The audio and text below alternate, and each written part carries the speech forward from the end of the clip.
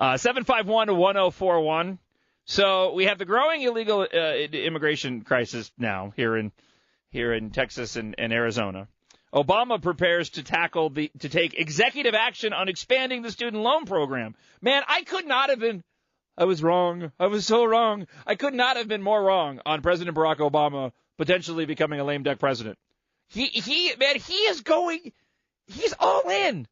We got Gitmo, right? The prisoner swap with Bergdahl. You have now expanding the student loan program. We have the immigration crisis now. He's doubling down on climate change. He has hit the gas on the Imperial President Mobile, and I could not have been more wrong that would not happen.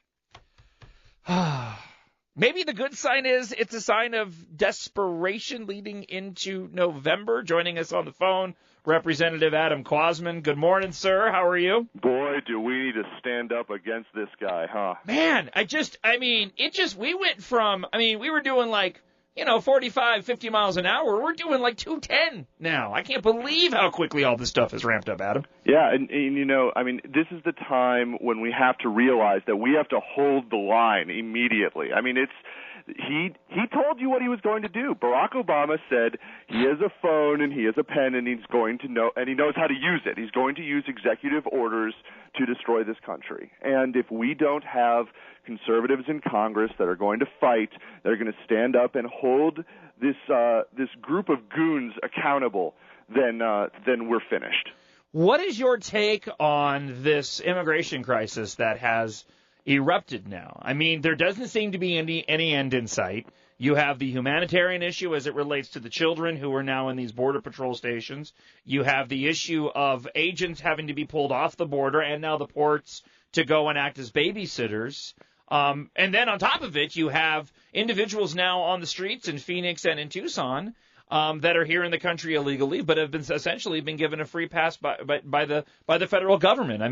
What can we do at this point, Adam Quasman? Well, I just got word from yesterday. I got word from Sheriff Paul Babu in Pinal County, and essentially everybody's arms are tied. Everybody's hands are tied in the state of Arizona, as this is a federal level, and the administration has said that they will go after those of us who will stand up and rearrest people, who will redetain, and try to follow the law exactly as it is. And I have to say to any of your listeners who think that, or who have heard from people, there's no such thing as a sanctuary city, amnesty's not really happening, it's a scapegoat. Open your eyes. This is happening in front of us right now. This is the cost of amnesty. This is what happens when we have sheriffs like Dupnik, when we have people who don't believe in following the law, Barack Obama, Ann Kirkpatrick, Ron Barber, who don't believe in following the law, and they want to slam amnesty down our throats. Tucson has just become a sanctuary city. And not just in name only, but in action. We have to stand up against this. And the only thing we can do is send conservatives to Congress to fight. And it always seems to be the quick answer, and I'm not downplaying that answer. It's true. But you're right. I don't know. Apart from somebody in Washington, and we have some comments here from Ted Cruz that we'll get to a little bit later on before the top of the hour. But it doesn't seem like there is anybody in a position of power that is going to stop any of this from taking place. And that's the frustrating part, is that when you say we need to elect individuals and send people into positions of power to change the policy and what's happening, that's a tough one to deal with right now, because the situation is going to get so much worse, Adam. But, John, it's not just the vote. It's not you don't send people to Congress just to vote. It's to stand up and make and shine a spotlight. So what we don't have in Pima County, whether it's Ron Barber or Ann Kirkpatrick, who are stewards of Barack Obama, we don't have huge rallies led by conservative members of Congress down here showing the American people how bad it is. Right. We have a bully pulpit too. And those in the House and those in the Senate can also control. Not only can they haul people up to hold them accountable through the committee process. You have Darrell Issa doing a great job, Trey Gowdy doing a great job.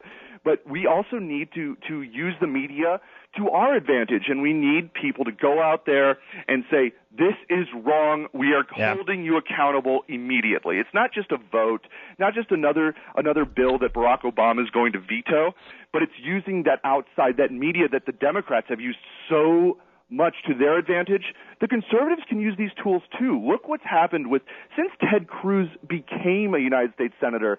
It's amazing to see when an outspoken conservative uses the bully pulpit to our advantage. It's amazing how far we can go. And you know what? Being loud, shouting, sometimes is a good thing. Yeah.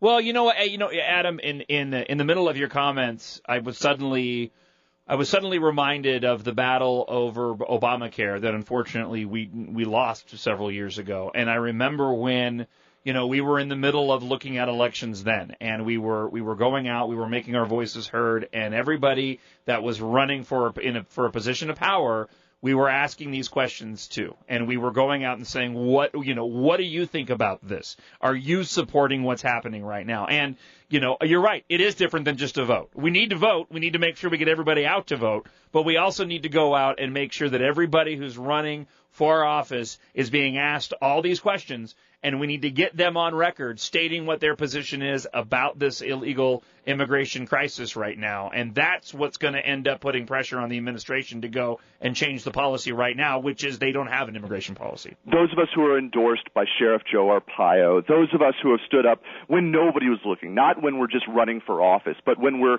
acting in the state legislature or just speaking with crowds, not just for political gain, but just telling people who we are from the beginning. I mean, the audience, whether it was through your show or James T., has been listening to what I've been saying from day one. We need stalwart conservatives. You have to raise that banner of bold colors.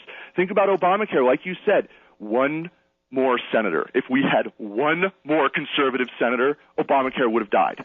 I mean, it literally comes down sometimes to one vote.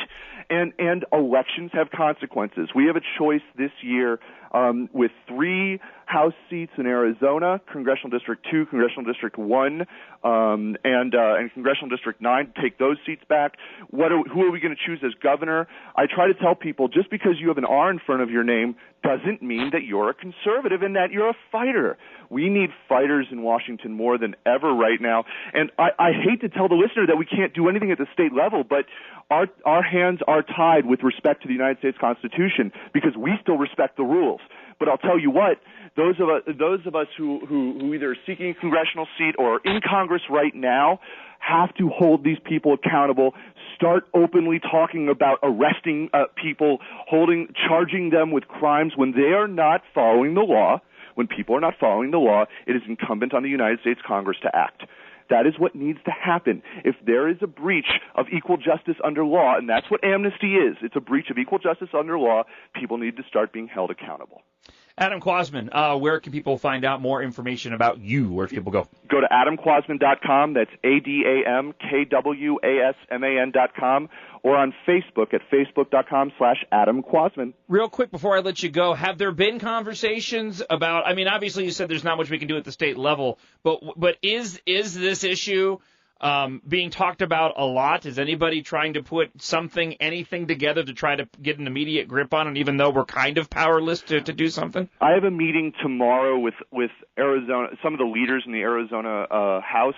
But right now, we're trying to figure out exactly where our legal authority lies and stand up. I think the best thing we can do is get on the shows, start talking with people, have a united front against this. Yeah. And we will go as far as we can within our auspices of power, but it's really up to Congress and who we send to Congress right now. Adam Quasman, hey, thanks for taking time out, man, in the comments. I appreciate it. Thank you, John. Bye-bye. 751-1041. More of the John Justice Show coming up.